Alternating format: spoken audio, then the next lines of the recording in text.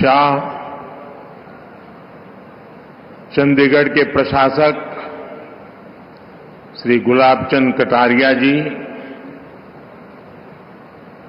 राज्यसभा के मेरे साथी सांसद सतनाम सिंह संधू जी, उपस्थित अन्य जनप्रतिनिधिगण, देवी और सज्जनों, चंडीगढ़ आने से लगता है कि अपनों के बीच आ गया हूं।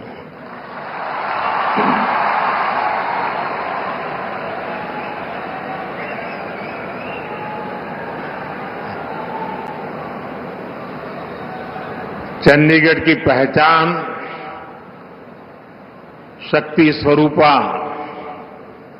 मां चंडी का नाम से जुड़ी है। मां चंडी यानी शक्ति का वह स्वरूप जिससे सत्य और न्याय की स्थापना होती है। यही भावना भारतीय न्याय संहिता, नागरिक सुरक्षा संहिता के पूरे प्रारूप का आधार भी है। एक ऐसे समय में जब देश विकसित भारत का संकल्प लेकर आगे बढ़ रहा है, जब संविधान के 75 वर्ष हुए हैं, तब संविधान की भावना से प्रेरित भारतीय न्याय संहिता का प्रभाव प्रारंभ होना, उसका प्रभाव में आना एक बहुत बड़ी शुरुआत है। देश के नागरिकों के लिए हमारे संविधान ने जिन आदर्शों की कल्पना की थी, उन्हें पूरा करने की दिशा में ये ठोस प्रयास है। ये कानून कैसे अमल में लाए जाएंगे,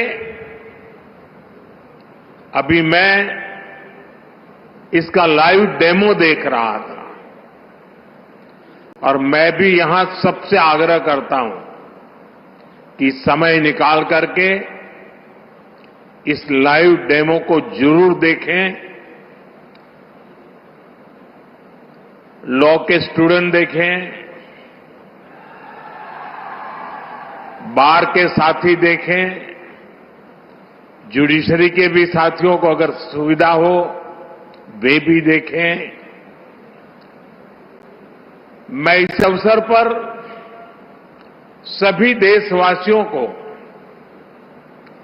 भारतीय न्याय संहिता, नागरिक संहिता के लागू होने की अनेक अनेक शुभकामनाएं देता हूं और चंडीगढ़ प्रशासन से जुड़े सबको बधाई देता हूं। साथियों, देश की नई न्याय संहिता अपने आप में जितना समग्र दस्तावेज है, इसको बनाने की प्रक्रिया भी उतनी ही व्यापक रही है। इसमें देश के कितने ही महान संविधानविदों और कानूनविदों की मेहनत जुड़ी है।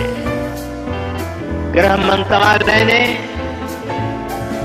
इसे लेकर जनवरी 2020 में सुझाव मांगे थे। इसमें देश के मुख्य न्यायाधीशों का सुझाव और मार्गदर्शन रहा। इनमें हाई कोर्ट के चीफ जस्टिस उन्होंने भरपूर सहयोग दिया। देश का supreme court, 16 high court, judicial academies, अनेकों लॉ इंस्टीट्यूशंस, सिविल सोसाइटी के लोग, अन्य बुद्धिजीवी, इन सब ने वर्षों तक मंथन किया, संवाद किया, अपने अनुभवों को पिरोया। आधुनिक परिप्रेक्ष्य में देश की जरूरतों पर चर्चा की गई। आजादी के 7 दशकों में न्याय व्यवस्था के सामने जो चैलेंजेज आए, उन पर गहन मंथन किया गया। हर कानून का व्यवहारिक पक्ष देखा गया, फ्यूचरिस्टिक पैरामीटर्स पर उसे कसा गया। तब भारतीय न्याय संहिता अपने इस स्वरूप में हमारे सामने आई है। मैं इसके लिए देश के सुप्रीम कोर्ट का, ऑनरेबल जजेस का, देश की सभी हाई कोर्ट्स का, विशेषकर हरियाणा पंजाब हाई कोर्ट का मैं विशेष आभार प्रकट करता हूं।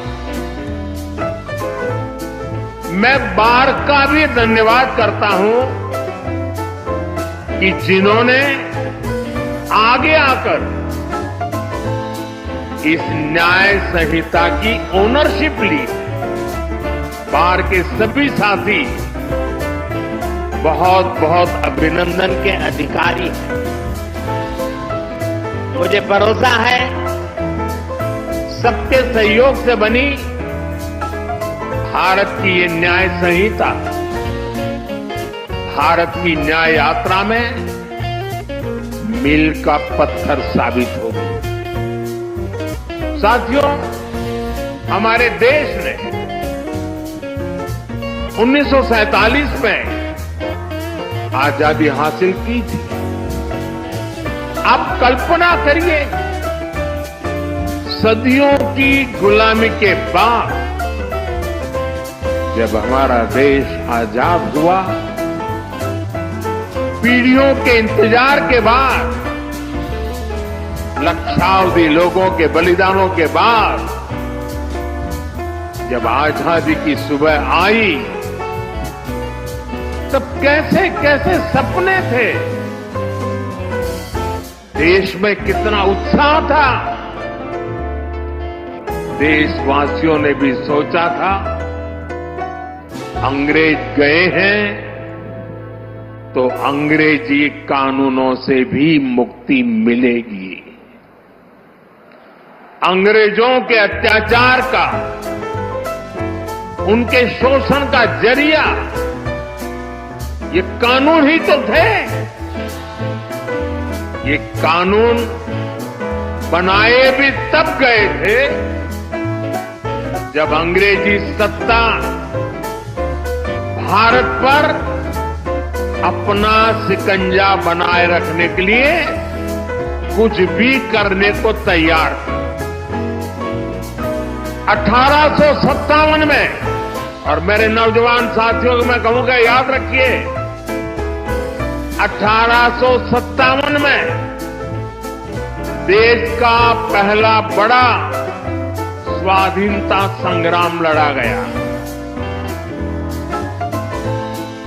उस 1857 के स्वातंत्र संग्राम ने अंग्रेजी हुकूमत की जड़ें हिला दी थी।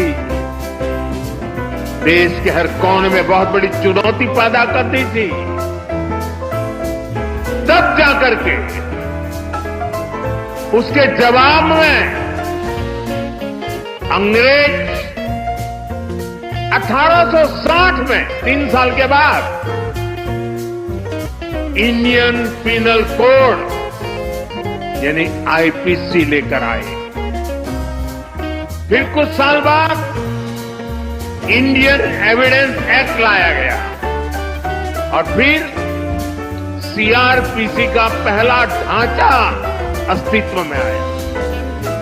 इन कानूनों की सोच और मकसद यही था कि भारतीयों को दंड दिया जाए, गुलाम रखा जाए। और दुर्भाग्य देखिए, आजादी के बाद दशकों तक हमारे कानून उसी दंड संहिता और पिनल माइंडसेट के इर्द गिर्द ही घूमते रहे, मंडराते रहे। और जिनका इस्तेमाल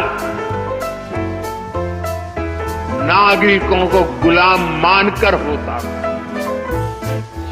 समय समय पर इन कानूनों में छोटे मोटे सुधार करने के